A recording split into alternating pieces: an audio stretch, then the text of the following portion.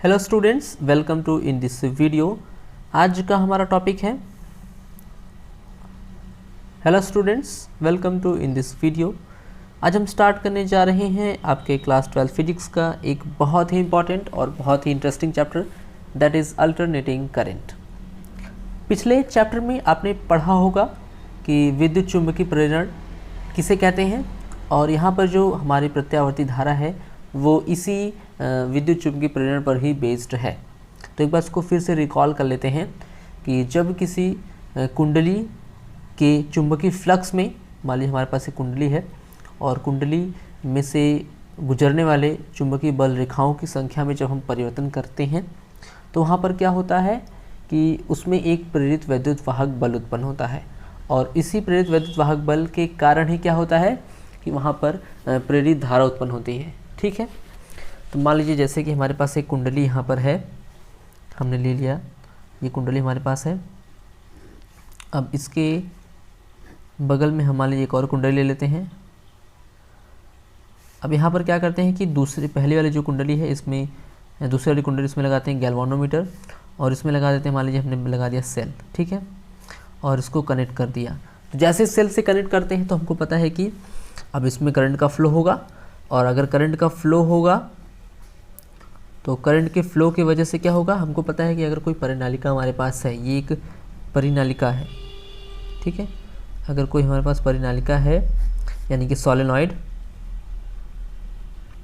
तो अगर उसमें क्या किया जाता है कि अगर इसमें धारा प्रवाहित की जाती है तो एज अ मैग्नेट की तरह बिहेव करता है, यानी ये क्या हो जाएगा, ये एक मैग्नेट की तरह कार्य करेगा। और जब ये मैग्नेट की तरह कार्य करेगा तो इसके चारों तरफ क्या होगा, इसका खुद का एक मैग्नेटिक फील्ड होगा, और इसके मैग्नेटिक फील्ड में अगर हम लोग कोई दूसरी कुंडली ला दें तो इसके मैग्नेटिक फील्ड में हमने एक दूसरी कुंडली ला दिया, और इस कुंडली में क्या लगा है, एक गैल्वानोमीटर लगा है, यानी धारा मापी लगा है। ये धारा मापी लगाया गया है। अब जैसे ही इसमें धारा के मान में परिवर्तन करते हैं, या फिर क्या करें कि इसको हम उठा करके यहाँ से यहाँ ले जाएं, मतलब इसकी स्थिति परिवर्तन कर दें, तो जैसे स्थिति परिवर्तन होगी हमको पता है इसमें से बल रेखाएं से गुजरती हैं इस तरह से। ठीक है, ये बल रेखाएं गुजरती हैं, तो ये बल रेखाएं अगर दूसरी कुंडली में प्रवेश करती हैं तो वहाँ पर क्या होगा, वहाँ पर उत्पन्न होगा चुंबकीय फ्लक्स। ठीक है, और अगर इस यहाँ पर अगर इस कुंडली को दूर से नज़दीक लाया जाए या फिर नज़दीक से दूर ले जाया जाए तो यहाँ पर क्या होगा कि इसमें से गुजरने वाले चुंबकीय बल रेखाओं की संख्या में परिवर्तन होगा, और जिसके कारण यहाँ पर क्या होगा, जैसे यहाँ पे चुंबकीय फ्लक्स रेखाओं में परिवर्तन होता है तो यहाँ पर जनरेट होता है EMF, इंड्यूस्ड EMF, यानी कि प्रेरित वैद्युत वाहक बल। ये जनरेट होता है प्रेरित वैद्युत वाहक बल, और इसमें हम देखेंगे थोड़ा थोड़ा विक्षेप होगा, और विक्षेप इसी वजह से होता है, यानी कि यहाँ से झटके से क्या होता है, करंट का फ्लो होता है। करंट का फ्लो होगा, और कब तक होगा, जब तक इसमें चुंबकीय फ्लक्स से परिवर्तन होता है, जिसकी वैल्यू निकालने के लिए E का फॉर्मूला होता है E = -n delta phi upon delta t। ये हमारा फॉर्मूला होता है, जहाँ पे प्रेरित वैद्युत वाहक बल =n। n क्या है, यहाँ पे नंबर ऑफ टर्न्स, कितने फेरों की संख्या कुंडली में है, और डेल्टा phi मतलब चुंबकीय फ्लक्स में कितना परिवर्तन हो रहा है, और डेल्टा t मतलब कितने समय में ये परिवर्तन हो रहा है। ठीक है, तो अगर इसकी वैल्यू निकालेंगे तो यहाँ पर कुछ ना कुछ मान आएगा प्रेरित वैद्युत वाहक बल का, और वही कहते हैं कि इसमें क्या जनरेट होता है, प्रेरित वैद्युत वाहक बल। तो इसी घटना को हम यूज़ करके या इसका प्रयोग करके हम बनाते हैं प्रत्यावर्ती धारा। तो आइए देखते हैं कि प्रत्यावर्ती धारा जो है कैसे बनाई जाती है। मान लीजिए कि यहाँ पर एक मैग्नेटिक फील्ड है और जिसकी डायरेक्शन इस डायरेक्शन में है, जिसकी डायरेक्शन ये मान लीजिए है। ठीक है, यहाँ पर पूरा एक मैग्नेटिक फील्ड यहाँ पर मान लीजिए है, आपके सामने जो दिख रहा है, यहाँ पर एक मैग्नेटिक फील्ड है, और यहाँ पर मान लीजिए मैग्नेटिक फील्ड की डायरेक्शन ये इस तरह से है। ठीक है, अब यहाँ पर क्या करें कि इसी मैग्नेटिक फील्ड में मान लीजिए हमने एक ले लिया चालक, एक चालक इस तरह से ले लिया, मान लीजिए चालक है, आयताकार है, एक आयताकार हमने चालक ले लिया। अब इस मान लीजिए कि मैग्नेटिक फील्ड डायरेक्शन ये इस तरह से है, और ये चालक हमने ले लिया। चालक को ऐसे हम मैग्नेटिक फील्ड की डायरेक्शन के परपेंडिकुलर फॉर्म में रख लें, मतलब उसके लंबवत रख लें, तो देखेंगे कि इसमें से क्या होंगी, इसमें से बल रेखाएँ इसमें से गुजरेंगी, इसमें से बल रेखाएँ गुजरेंगी, बल रेखाएँ इसमें से गुजरेंगी, और देख रहे हैं कि इसमें से अगर ये इस पोजीशन पर है तो यहाँ पे इसमें जो बल रेखाएं गुजरेंगी उसका मान सबसे अधिक होगा। और मान लीजिए कि अगर पहली स्थिति ये है, और फिर इसमें धीरे धीरे रोटेशन करें इस तरह से, मान लीजिए इस तरह से अगर इसमें इसको रोटेट करते हैं तो रोटेट करेंगे तो इस तरह से। इस फिगर में आप देख सकते हैं कि यहाँ पर एक मैग्नेटिक फील्ड लिया गया है, मान लीजिए इसकी डायरेक्शन ये है, ठीक है। और इसमें एक यहाँ पर हमारे पास एक चालक रखा है आयताकार, और आयताकार चालक उस तरह रखा गया है, ठीक है। और इसको क्या किया जा रहा है, इसके एक्सिस के अलोंग यानी उसके अक्ष के परितः क्या किया जा रहा है, घुमाया जा रहा है धीरे धीरे, ठीक है। इसके अक्ष के परितः धीरे धीरे घुमाते हैं। जैसे कि ये मान लीजिए कि यहाँ पर अगर मान लीजिए ये जो खाली स्थान है, यहाँ पर मान लीजिए इलेक्ट्रिक फील्ड की डायरेक्शन ये इस तरह से है, सॉरी मैग्नेटिक फील्ड की डायरेक्शन ये है। अब इसमें क्या किया हमने, यहाँ पर हम ले लिए मान लीजिए एक चालक हमारे पास ये है, ठीक है। चालक ले लिया और चालक को ऐसे रख दिया, तो देखिए ये चालक लंबवत अभी है। फिर धीरे धीरे क्या करेंगे, ये चालक को धीरे धीरे रोटेट करेंगे, इसके अक्ष के प्रति इस तरह घुमाएंगे, इस तरह से यहाँ पे क्या करेंगे, घुमाएंगे। और जैसे जैसे धीरे धीरे घूमेगा, तो जैसे जैसे ये धीरे धीरे आगे घूमेगा, इसमें से होकर गुजरने वाले चुंबकीय बल रेखाओं की संख्या में क्या होगा, परिवर्तन होगा। और बल रेखाओं की संख्या में अगर परिवर्तन होगा तो वहाँ पर चुंबकीय फ्लक्स में भी क्या होगा, परिवर्तन होगा। और जैसे जैसे चुंबकीय फ्लक्स में परिवर्तन होगा, यहाँ पर एक प्रेरित धारा उत्पन्न होगी, जिसे हम लोग कहेंगे प्रत्यावर्ती धारा। तो यहाँ पर फिगर में आप लोग देख सकते हैं कि यहाँ पर एक मैग्नेटिक फील्ड है, और ये हमारे पास एक ले लिया हमने, मान लीजिए कि चालक आयताकार है, उसको इस तरह से यहाँ डायरेक्शन में रोटेट किया जा रहा है, ऐसे रोटेट किया जा रहा है, ऐसे घुमाया जा रहा है। अब जैसे घुमाएंगे तो अभी देखेंगे कि इलेक्ट्रिक फील्ड की डायरेक्शन ये है, और चालक भी हमारा उसी तरह आयताकार ऐसे रखा गया है, मतलब इस स्थिति में रखा गया है। तो यहाँ पर से इसमें से होकर गुजरने वाली बल रेखाओं की संख्या बहुत अधिक होगी, तो यहाँ पर जो प्रेरित धारा का मान होगा वो सबसे अधिक होगा, ठीक है। फिर जैसे ही हम इस पोजीशन से उसको थोड़ा सा रोटेट कर देंगे, कुछ मान लीजिए हमने इतना रोटेट कर दिया, तो यहाँ पर आप देखेंगे कि इसमें से जो बल रेखाएं गुजरेंगी उसका मान कम हो जाएगा, क्योंकि अगर ये परपेंडिकुलर है, इस स्थिति में है, तो इस स्थिति में यहाँ पर सबसे अधिक जो है बल रेखाएं गुजरेंगी। और जैसे अगर मान लीजिए इसको थोड़ा सा रोटेट कर देते हैं इस तरह से, तो जैसे रोटेट कर देंगे तो यहाँ पे गुजरने वाले बल रेखाओं की संख्या क्या हो जाएगी, कम हो जाएगी। फिर ऐसे करते करते करते करते मान लीजिए पूरा हमने इस तरह से कर दिया, उसके लंबवत कर दिया, तो यहाँ पर देखेंगे कि अब इसमें से बल रेखाओं, इसमें से होकर गुजरने वाली बल रेखाओं की संख्या लगभग 9 के बराबर होगी, या तो बहुत कम या तो फिर 9 के बराबर होगी, ठीक है। और 9 के बराबर होगी मतलब कि यहाँ पर जो चुंबकीय जो प्रेरित विद्युत वाहक बल है वो उसका मान क्या हो गया, वो मान 0 हो गया, ठीक है। फिर ऐसे क्या करेंगे, फिर ऐसे आगे रोटेट करेंगे, इस तरह से रोटेट करेंगे, तो ऐसे हम लोग क्या करेंगे, इसको रोटेट करते चले जाएंगे। तो यहाँ पर देखेंगे जैसे जैसे हम इसको रोटेट करेंगे वैसे वैसे हमको क्या मिलेगा, इसके चुंबकीय फ्लक्स में परिवर्तन होगा, और यहाँ पर हमको प्रेरित धारा मिलती जाएगी। तो यहाँ पर देखते हैं कि मान लीजिए हमारे पास इलेक्ट्रिक फील्ड की डायरेक्शन ये है, इलेक्ट्रिक फील्ड की मैग्नेटिक फील्ड की डायरेक्शन ये है, बी की डायरेक्शन ये है, और मान लीजिए कुंडली हमारे पास ऐसे रखी हुई है, यहाँ पर जैसे फिगर में दिया हुआ था ऐसे कुंडली रखी हुई है, और इसको घुमाया जा रहा है। तो अभी देखेंगे कि अभी मान लीजिए यहाँ इस स्थिति में है, तो यहाँ पर देखेंगे कि जो ए वेक्टर यानी क्षेत्रफल वेक्टर जो दिशा वो भी यही होगी, और बी की दिशा भी यही होगी। तो यहाँ पर अगर हमको निकालना होगा कि फाई बी का मान कितना, चुंबकीय फ्लक्स का मान कितना है, तो phi B is equal to हमारा फॉर्मूला होता है, phi B is equal to होता है B A cos theta, B A cos theta, जहाँ पे बी क्या है, जिस चुंबकीय क्षेत्र में कुंडली को रखा गया है, या फिर कह रहे हैं चालक को रखा गया, ए क्या है, क्षेत्रफल वेक्टर उसका, कुंडली का क्षेत्रफल वेक्टर, और कॉस थीटा बी वेक्टर और ए वेक्टर के बीच बनने वाला कोण, ठीक है। मान लीजिए हम दूसरा फिगर बनाते हैं, ये वाला फिगर, दूसरा फिगर अगर मान लीजिए आपको दिखाएं तो इस तरह से, ये मान लीजिए बी वेक्टर है, बी वेक्टर की डायरेक्शन ये है, और ये मान लीजिए कि कुंडली को हमने घुमा करके इस पोजीशन में ला दिया, कुंडली को घुमा करके इस पोजीशन में ला दिया, ठीक है। इस पोजीशन में ला दिया मतलब कि अभी देखिए पहले अगर हम लोग इस तरह देखें तो पहले कुंडली ऐसे रखी हुई थी, मान लीजिए इस तरह दिखाएं आपको, तो पहले कुंडली ऐसे है, ठीक है, पहले कुंडली ये इस डायरेक्शन में है, फिर जैसे जैसे कुंडली क्या करें, ऐसे ऐसे रोटेट करें, धीरे धीरे ऐसे ऐसे रोटेट करें, ऐसे ऐसे रोटेट करें, उसके अक्ष के परितः क्या करें, रोटेट कर रहे हैं। मान लीजिए इसको ऐसे इस तरह दिखाएं, तो यहाँ पर मान लीजिए कुंडली ऐसे है, ये कुंडली अभी स्थिति ये है, ठीक है। जैसे इस तरह देख रहे हैं कि ये क्या है, ये दिशा है चुंबकीय क्षेत्र की, चुंबकीय बल रेखाएं इसमें गुजर रही हैं। अब जैसे जैसे इसको क्या करेंगे, हम इसको धीरे धीरे ऐसे रोटेट करेंगे इस पोजीशन पर, इसके अक्ष के परितः से घुमाया जाएगा, इसको ऐसे धीरे घुमाया जाएगा, ऐसे घुमाया जाएगा, ठीक है। तो अभी मान लीजिए कि ये इस पोजीशन पर आ गया, ऐसे कुछ कोण या क्या हो गया, घूम गया ये, ठीक है। अभी पहले इस स्थिति में था, अब ये यहाँ पर पहुँच गया है, यानी यहाँ पर कहने का मतलब कि ये जो बी वेक्टर की डायरेक्शन वो ये है, और क्षेत्रफल वेक्टर की डायरेक्शन मान लीजिए ये है, ये ए वेक्टर की डायरेक्शन है, ठीक है। और यहाँ पर चुंबकीय क्षेत्र के साथ जो उसका कोण बन रहा है वो कितना है, वो मान लीजिए थीटा है, ठीक है। तो इस स्थिति में तो यहाँ पर जो चुंबकीय फ्लक्स का मान होगा वो कितना होगा, वो phi B is equal to हो जाएगा बी ए कॉस थीटा, ठीक है। अब हमको देखना है कि यहाँ पर कितना प्रेरित वैद्युत वाहक बल उत्पन्न हो रहा है। तो प्रेरित वैद्युत वाहक बल का मान निकालने के लिए हम क्या करते हैं कि E इज इक्वल टू होता है फॉर्मूला माइनस का n delta phi B upon delta T, ठीक है। या इसको हम लिख सकते हैं E is equal to minus का n D phi B upon D T. Delta को हमने डी में चेंज कर दिया क्योंकि ये भी चेंज बताता है, ये भी चेंज ही बताता है। अब यहाँ से इसको एक क्वेश्चन बना छोड़ दें और यहाँ से फाई बी को क्या कर लें। अब देखिए यहाँ पर हमको जरूरत है D phi B upon D T की, यानी फाई बी वाले टर्म को टी के सापेक्ष क्या करते हैं, अवकलन कर लें। तो यहाँ पर जो मान मिलेगा उसको यहाँ रख दें, ठीक है। तो यहाँ पर क्या करेंगे, तो phi B is equal to हमारा होता है बी ए कॉस थीटा। चूँकि यहाँ पर हम देख रहे हैं कि फाई बी को हमको टी के सापेक्ष करना है, इसलिए हम थीटा को भी चेंज कर लेंगे। थीटा इज इक्वल टू होता है ओमेगा टी, जहाँ पे ओमेगा क्या है, ओमेगा हमारा होता है कोणीय वेग, ठीक है। तो यहाँ पे चेंज कर लेंगे तो phi B is equal to हो जाएगा B A cos omega T, ठीक है, ये वैल्यू आएगी। अब इस फाई बी को क्या करेंगे, टी के सापेक्ष कर देंगे अवकलन। तो यहाँ पर निकालेंगे D phi B upon D T. तो अगर D phi B upon D T निकालते हैं तो D phi B upon D T is equal to हो जाएगा यहाँ पे। अब देखेंगे यहाँ पे बी की वैल्यू और ए की वैल्यू, ये दोनों तो फिक्स है क्योंकि बी हमारा क्या है, मैग्नेटिक फील्ड है, और ए क्या है, ये हमारा है एरिया वेक्टर, जो कि चालक का फिक्स ही होगा कि चालक का क्षेत्रफल कितना है वो हम ले लेंगे।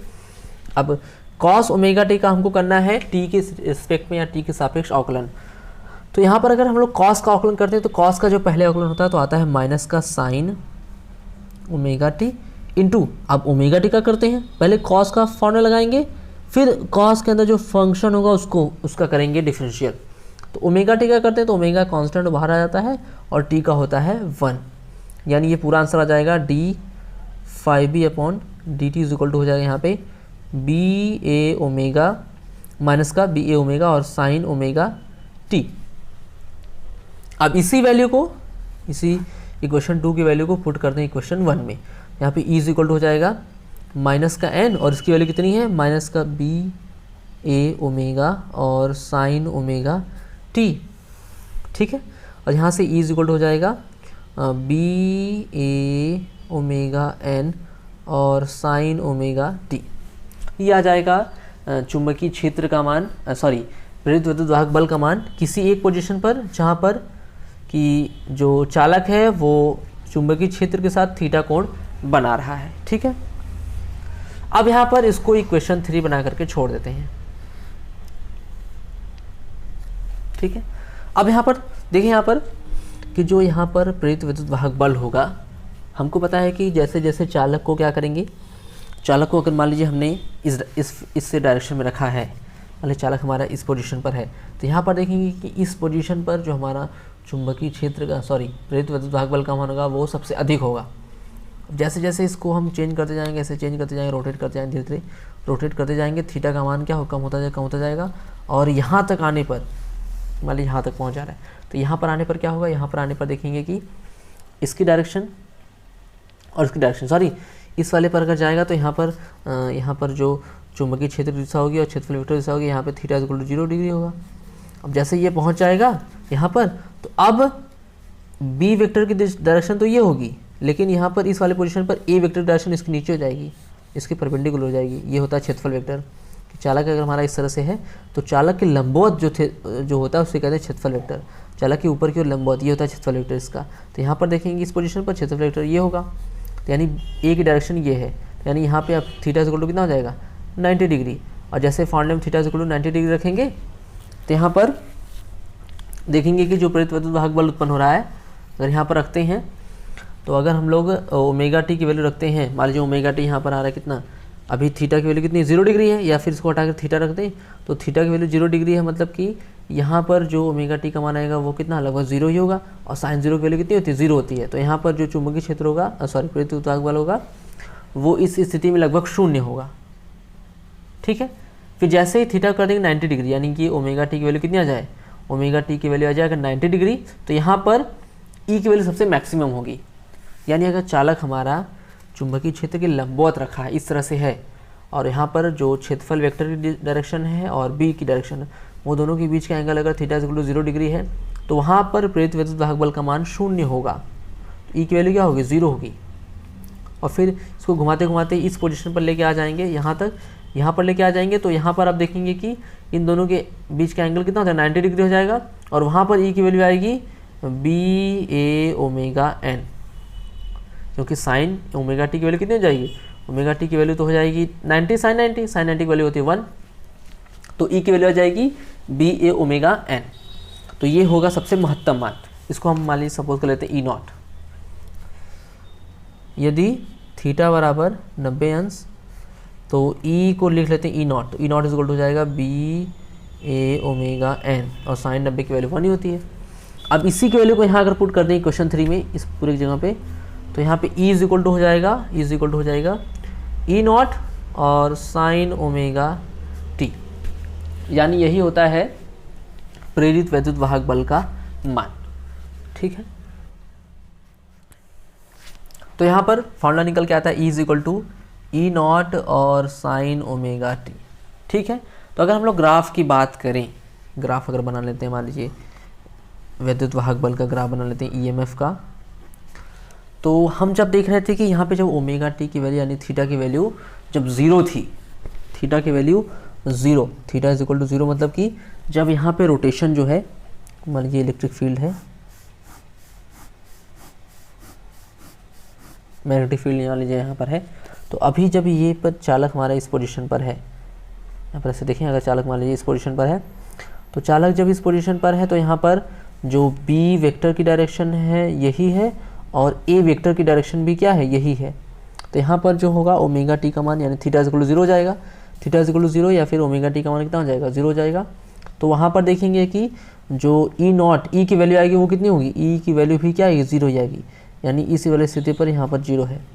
ठीक है, फिर जैसे ही हम इसको क्या करेंगे, इसको रोटेट करके इतना ला देंगे, यानी 90 डिग्री हमने रोटेट कर दिया, इसको क्या किया 90 डिग्री रोटेट कर दी 90 अंश, तो यानी थीटा की वैल्यू कितनी आ गई, थीटा की वैल्यू आ गई 90 डिग्री।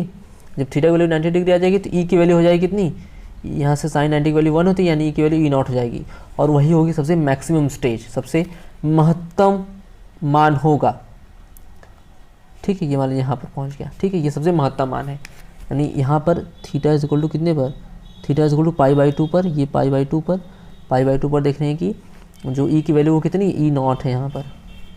ठीक है, फिर जैसे ही हम इसको फिर आगे रोटेट करेंगे, मान लीजिए यहाँ पर ऐसे था, ऐसे पहुँच गया, फिर आगे जब ऐसे रोटेट करेंगे, ऐसे रोटेट करेंगे, ऐसे रोटेट करेंगे तो यहाँ तक, कहाँ तक, ऐसे। ठीक है, पहले हमने क्या किया, पहले पोजीशन पर ऐसे था, फिर हमने इसको कितना रोटेट कर दिया 90 डिग्री। अच्छा, यहाँ पर ऐसे रोटेट किया, तो फिर हम इसको करेंगे रोटेट इस तरह से, तो यहाँ पर जब रोटेट करेंगे, अब यहाँ पर एंगल कितना हो जाएगा, तो वहाँ पर एंगल थीटा इक्वल हो जाएगा 180 डिग्री। पहले मान लीजिए पहली पोजीशन ये है, पहली पोजीशन ये है। ठीक है, ये इस समय theta is equal to 0 degree है, फिर यहाँ तक लाए तो कितना हो गया, theta is equal to 90 degree, फिर इसको यहाँ से यहाँ तक लाए तो थीटा इज इक्वल टू हो गया 180 डिग्री। अब रोटेशन कितना हो गया 180 डिग्री का, जब थीटा इज इक्वल टू 180 हो जाएगा तो ई की वैल्यू फिर क्या हो जाएगी 0। ठीक है, यानी यहाँ से फिर मान धीरे धीरे कम होगा, धीरे धीरे कम होगा, और ये आ जाएगा पाई पर कितना आ जाएगी वैल्यू, 0 आ जाएगी। ठीक है, फिर देखिए यहाँ पर मान लीजिए यहाँ पर जो हमने, यहाँ पर आप लोग देख सकते हैं फिगर में, मान लीजिए हमारा चालक है, अब यहाँ पर जब इसको इस डायरेक्शन रोटेट कर रहे हैं, तो मान लीजिए यहाँ पर जो करंट फ्लो, करंट जो यहाँ पे बन रहा है, प्रेरित वैद्युत वाहक बल जो बन की वजह से जो प्रेरित धारा बन रही है उसकी डायरेक्शन मान लीजिए ये है, प्रेरित धारा दिशा मान लीजिए ये अगर इस डायरेक्शन में है, प्रेरित धारा का प्रवाह इस डायरेक्शन में हो रहा है, तो जैसे ही हम इसको एक बार रोटेट कर लेंगे, मतलब देखिए मान लीजिए क्रॉस वाले पोजीशन है और यहाँ पर है मान लीजिए प्लस का, इसको सर्कल बना लेते हैं। ठीक है, तो अभी देख रहे थे ये क्रॉस वाले मान पोजीशन है, तो अभी रखें तो ये क्रॉस वाला साइन इस साइड में है। ठीक है, अभी इसको रोटेट करें, धीरे रोटेट करें। अभी देख रहे हैं कि इस वाले पोजीशन पर जो चुंबकीय बल रेखाएं उसमें से गुजर रही हैं, यहाँ से होते हुए जा रही हैं, इस तरफ से इस तरफ जा रही हैं, इस तरफ बाहर निकल रही हैं। ठीक है, तो यहाँ पर मतलब कि सर्कल से जा रही हैं और क्रॉस से बाहर निकल रही हैं। ठीक है, फिर जैसे जैसे इसको ऐसे लाते जाएंगे, ऐसे करते जाएंगे, यहाँ तक पहुँच जाएंगे, फिर यहाँ से फिर यहाँ पहुँच जाएंगे। यहाँ पर पहुँचेंगे तो क्या होगा, अभी इतना था, इतना होने का मतलब कि अभी थीटा की वैल्यू 0 डिग्री है, फिर जैसे जैसे इतना रोटेट किए थीटा इक्वल टू कितना हो गया 90 डिग्री हो गया, फिर जैसे यहाँ पर रोटेट करेंगे थीटा इक्वल टू क्या हो जाएगा 180 डिग्री हो जाएगा। 180 डिग्री होने का मतलब कि आधा चक्कर हो चुका है। ठीक है, अब देखिए यहाँ पर जैसे ही अब इस स्थिति में आ जाएगा, जैसे ये इस स्थिति में आएगा तो यहाँ पर क्या होगा, अब इसमें देख रहे थे पहली बार क्या था कि सर्कल में से जो अभी यहाँ देखिए पहले स्थिति में क्या था कि बल रेखाएं इस गोले में से गुजर रही थी, क्रॉस की तरफ बाहर निकल रही थी। अब जैसे 180 रोटेट हो जाएगा तो अब यहाँ पे बल रेखाएं क्रॉस से जाएंगे अंदर और सर्कल से बाहर निकलेंगी। ठीक है, यानी कि पहले जो यहाँ पर प्रेरित विद्युत बहाल या प्रेरित धारा की जो दिशा थी, प्रेरित धारा मान लीजिए इस डायरेक्शन में बह रहा था, फिर जैसे ही इसको 180 रोटेट कर दिए, अब ये करंट की डायरेक्शन क्या हो जाएगी, चेंज हो जाएगी। क्योंकि पहले वाले पोजीशन पर क्या था, जो वैद्युत बल रेखाएं इसमें से जा रही थी वो क्रॉस से बाहर निकल रही थी। तो मान लीजिए करंट का फ्लो ऐसे हो रहा था, यहाँ से पोजीशन पर यहाँ जा रहा था, ऐसे यहाँ जाते हुए यहाँ से होते हुए बाहर निकल रहा था, ऐसे बाहर निकल रहा था। ठीक है, तो अब जैसे ये 180 डिग्री रोटेट हो जाएगा तो यहाँ पर इसकी डायरेक्शन चेंज हो गई। अब जो है वैद्युत बल रेखाएं क्रॉस से जा रही हैं और सर्कल से बाहर निकल रही हैं, उसी का उल्टा हो गया। तो जो हमारा जो धारा की दिशा से वो क्या होगी, वो पलट जाएगी। यानी अब भी हमको क्या मिलेगा, अब जैसे थीटा को आगे ले जाएंगे, थीटा स्क्वायर मान लीजिए हमने निकल दिया 180 के बाद पहुंच गए, मान लीजिए कि 270 पहुंच गए। जैसे 270 पर पहुंचेंगे तो 270 पर पहुंचेंगे तो यहाँ पे थीटा की वैल्यू क्या आएगी, थीटा की वैल्यू माइनस में कुछ मिलेगी। ठीक है, माइनस में, सॉरी थीटा की वैल्यू कह रहे हैं, ई की वैल्यू जो माइनस में मिलेगी। यानी यहाँ पर जो मान आएगा वो कितना होगा, वो नीचे की तरफ होगा और वो माइनस में होगा, और ये ई नॉट के इक्वल ही होगा लेकिन वो माइनस में मान होगा, क्योंकि साइन 270 का मान माइनस में समथिंग होता है। ठीक है, माइनस का 1 होता है, तो यहाँ पर हो जाएगा माइनस में मान हो जाएगा। तो ये होता है, ये भी महत्तम मान है और ये भी महत्तम मान है, लेकिन ये पॉजिटिव डायरेक्शन में, ये वाला नेगेटिव डायरेक्शन में है। फिर जैसे ही 270 से फिर 360 पर ले जाएंगे, फिर यहाँ पे आ जाएगा मान 0। यानी जो करंट का फ्लो है, जो कह सकते हैं प्रेरित विद्युत वाहक बल जो है, वो इस तरह से क्या हो रहा है, इस तरह से रोटेट होता रहता है, इसे चेंज होता रहता है। और यही होता है हमारा, इसी कहते हैं हम लोग अल्टरनेटिंग वोल्टेज, अल्टरनेटिंग वोल्टेज यानी प्रत्यावर्ती वोल्टेज। तो E की वैल्यू आ गई ई नॉट और साइन ओमेगा टी, और यहीं से V की वैल्यू आती है, V इक्वल होता है V0 और साइन ओमेगा टी। ई को हमने चेंज कर दिया V में, तो ये होता है प्रत्यावर्ती वोल्टेज का मान। ठीक है, अब इस वीडियो में फ़िलहाल इतना ही। अब हम आगे पढ़ेंगे नेक्स्ट आने वाले लेक्चर में कि प्रत्यावर्ती धारा क्या होती है, और यहाँ से इस रिलेटेड जो महत्तम मान है, शिखर मान है, आयाम क्या होता है, आवर्तकाल क्या होता है, ये सब हम अपने आने वाले लेक्चर में पढ़ने वाले हैं। तो फिलहाल इस वीडियो में इतना ही, मिलते हैं नए वीडियो में।